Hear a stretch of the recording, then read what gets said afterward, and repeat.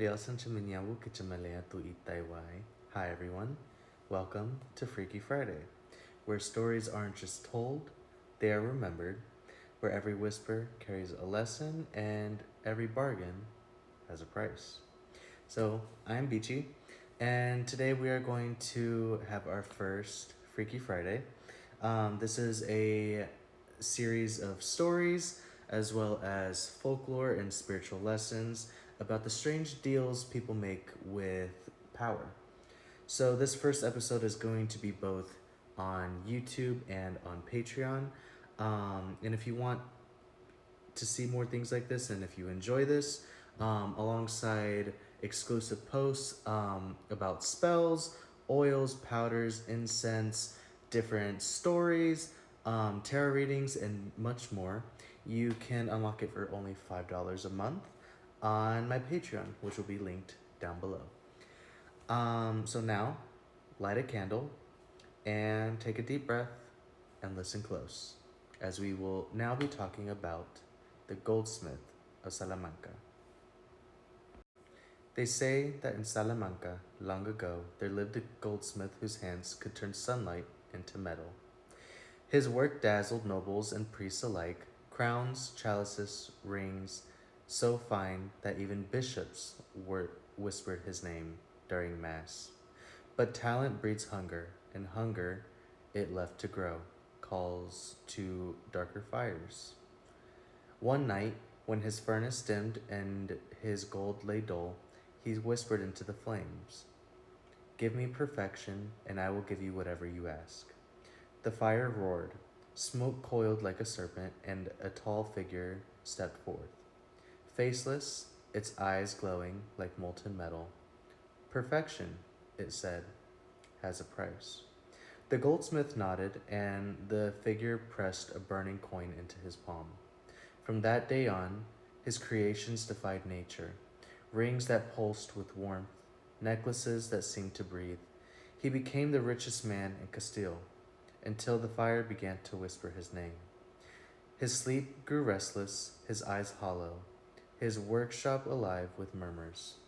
Then one morning, his apprentice arrived to find only ashes, and a single coin on the table still warm. On one side, the devil's mark. On the other, the goldsmith's own face. The legend of the goldsmith belongs to an old Spanish tradition.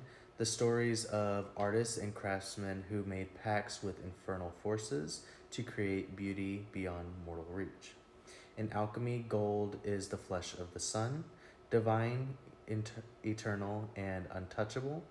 It To command it without reverence is to mock creation itself. And every time that we reach for perfection without humility, we play with the same fire that devoured the goldsmith. The true bargain wasn't with a demon, it was with his own pride.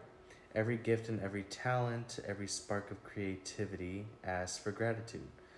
Forget that, and the fire consumes what once was blessed.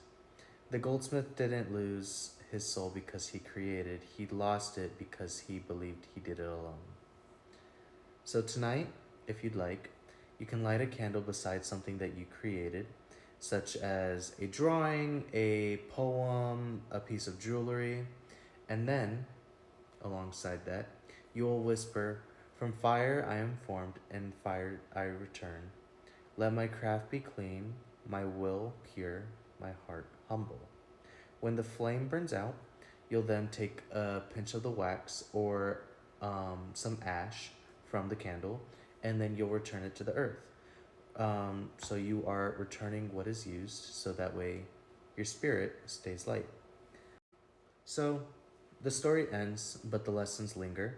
Every act of magic is an exchange, and every dream is a bargain, and every whisper from the dark reminds us that power never comes for free. Thank you for listening to our first little episode of Freaky Friday. To hear more stories like this and see, once again, more spells, oils, incense, powders, tarot readings, etc., you can check out our Patreon, once again, for only $5 a month. which will be linked in our bio. And remember, every bargain has a price, but every story holds a key. So until next time, tuwa leo sanchimio kwe te siavu leo sapo en chimak. I'll see you next time. Thank you.